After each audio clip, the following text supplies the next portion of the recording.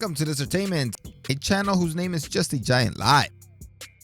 Some boxers can sometimes be really good at defeating a certain group of people, and they get the name of Puerto Rican beater or Mexican beater, etc. But if you really think about it, these boxers are just simply really good and can beat almost anyone. In most cases, these boxers have only lost a couple of fights. And in this video, we will see 5 boxers who got the name of Mexican killer or beater, losing that title. They were able to beat all their Mexican opponents consistently until that one guy came and knocked them off their throne. If you enjoyed this video, please give it a like and subscribe. Also turn on notifications and please let me know in the comments, do you know any other boxers who could defeat a group of people? Like a Puerto Rican beater or something else? Let's start with one of the best boxers of all time in Manny Pacquiao. He has a title in 8 divisions, which is 2 more than any other fighter. He has defeated a total of 13 Mexicans in his illustrious career. He began his Mexican destruction in 1999 when he defeated Gabriel Mira by a technical knockout in the 4th round, defending his flyweight title. Round number 4. Oh, he started it! He then waited 4 years to defeat Emmanuel Lucero and Marco Antonio Barrera in 2003.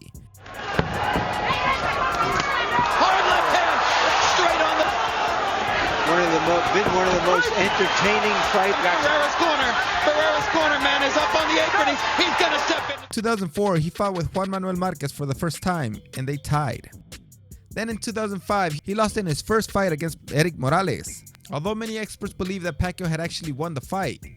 So we'll just ignore this defeat. Pacquiao doing some good work to the body, which we haven't always seen him do. And he lands a right hand upstairs. Morales is hurt. Your body's hurt.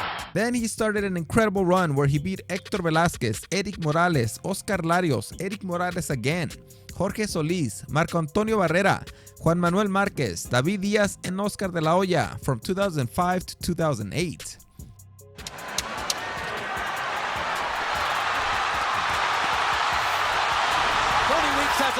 Then he defeated Margarito by destroying him completely. Then he defeated Marquez once more before the world stopped. In 2012, in the 4th and final fight against Juan Manuel Marquez, who is the only fighter that really bothered Pacquiao in his career, and some said that Marquez won at least 2 of their first 3 fights, everything fell apart. Marquez was able to knock Pacquiao down for the first time and end the fight with an incredible counterattack that he had been building up since they first met in 2004. Now gets his feet back and tries to roar back to nail Pacquiao with the right hand. Oh!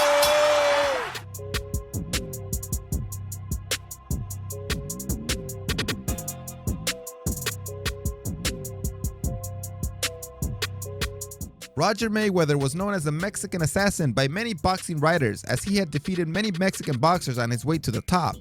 He was a super featherweight champion before the best Mexican boxer of all time appeared to challenge him. Mayweather finished his career with 59 wins with 35 knockouts and 13 losses. Before that happened though, he beat Jaime Nava in his first fight. Then he beat Javier Benitez, who stopped fighting after losing to Mayweather. He then knocked out Adriano Arreola in 1981. He then defeated Arturo Leon by unanimous decision in 1982. The last Mexican he could beat before facing his nemesis was Martin Quiroz, whom he knocked out in the 3rd round. The expected day came in 1985 when he faced Julio Cesar Chavez for the WBC super featherweight title in Nevada in the United States. He holds a world title. The challenger is the former WBA champion Roger Mayweather. He scored a good combination. That rocked the champion. He's putting so much behind it, Gil. Slipper was right beautifully. He just was hurt. Yes, he is. They ruled it a slip. Evidently, there was no count, but he's in difficulty. That's who's going down. That fight with Rocky Mountain was in the 1st round. Chavez pulling it on. Although the judges had Mayweather winning the 1st round, Chavez was able to knock him out in the 2nd round dramatically. He then lost to Chavez again in 1989, losing his WBC lightweight welterweight title after he resigned in the 10th round.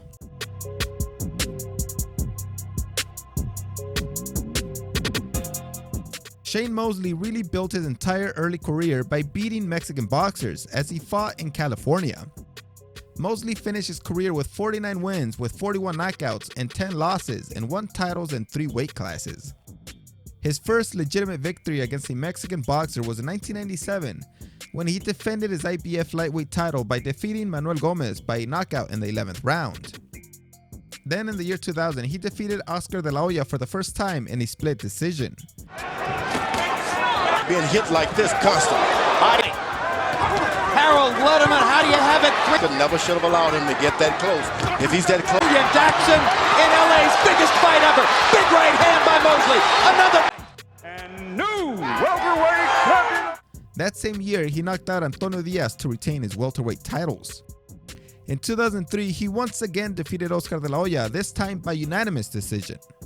In 2005, he closed the year out by beating Jose Luis Cruz by unanimous decision. Then in 2006, he had a lot of fun by defeating Fernando Vargas twice by knockout. His eyes closed up, but I didn't see where Shane did too much. Shane continuing to work that eye. In the first fight, it was a TKO in the 10th, and in the rematch, he won even faster by knocking him out in the 6th round. Then we all remember the destruction of Antonio Margarito, who obviously deserved it after he tried to cheat by putting a substance similar to plaster on his hand wraps when he fought Cotto. 2012 is when his reign of terror against Mexicans finally came to an end, when Canelo Alvarez was able to defeat him quite easily. This was a great fight with strong blows thrown by both sides, but Canelo was too much for an older Mosley, who received a serious beating. Canelo won a unanimous decision by very uneven scorecards.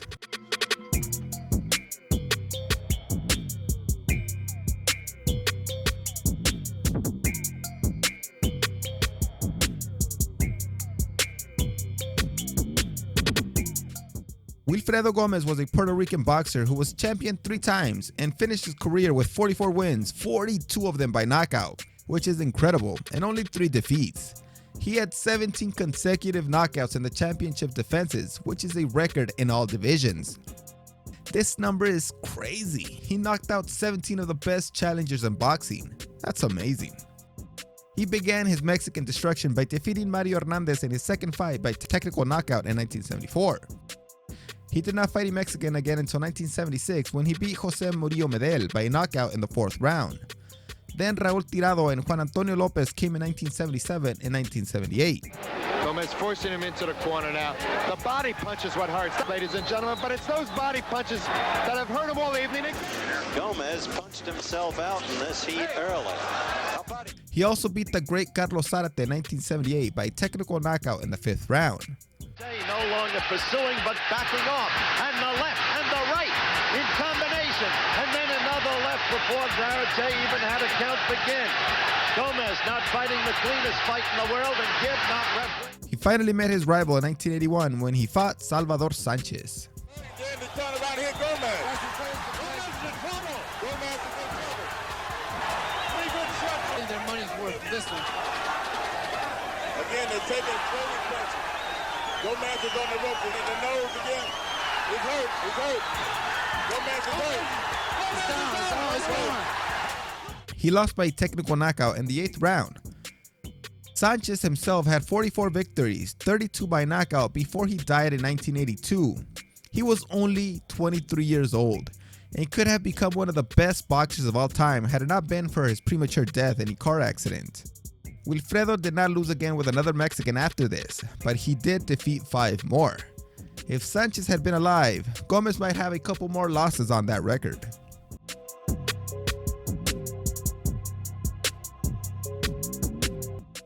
Nonito Donaire is another great boxer from the Philippines who won a title in 4 weight classes. He has a record of 40 wins and 26 knockouts and only 6 losses. During his heyday, he lost his passion for boxing, and if this never would have happened, he could still be undefeated since he was quite unstoppable. His first victory was against Jose Lázaro by a knockout in the 1st round. Then he had a streak defeating Jose Luis Torres, Jorge Lopez, Ricardo Barrera, Gilberto Bolaños, Paulino Villalobos, Daniel Gonzalez, and Jose Luis Cárdenas, all by technical knockout from 2001 to 2006.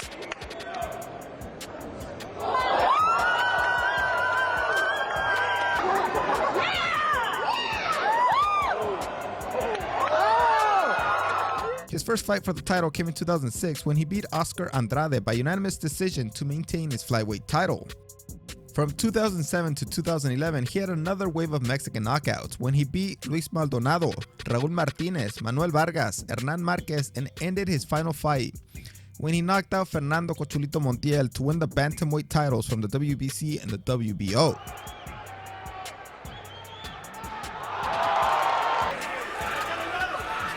Good there he is. Out of there. It's over with. It's over with. He also beat El Travieso Arce by a third-round knockout, which was devastating. Well, our fans seem to want a fifth fight, and here's Donaire looking for the knockout, and Donaire, and another left uppercut. Oh. And down goes Arce. The guy who finally intervened to stop him was Jesse Magdaleno. They fought in 2016, and Magdaleno was able to win in a unanimous decision. Yet. So far, it's Magdaleno pressing the action, although Donaire moves in now. Just as I'm dripping down in your eye, it's hard to see. Now, they open it to the chest match, but the condition is going to be another body shot. And then you can see his Galeno is now wrapping up round after round. Oh, he's hurt. Here it is. Oh, Magdaleno goes all night. There's a right hand again by... And new WBO. Of all the boxers on this list, I think Nonito Donaire and Shane Mosley deserve to keep the title because they only lost against one Mexican in their careers, and that was when their careers began to decline. They simply knew how to fight Mexican fighters and were able to build incredible careers by going through countless Mexican boxers. Thanks for watching this video. See you next time.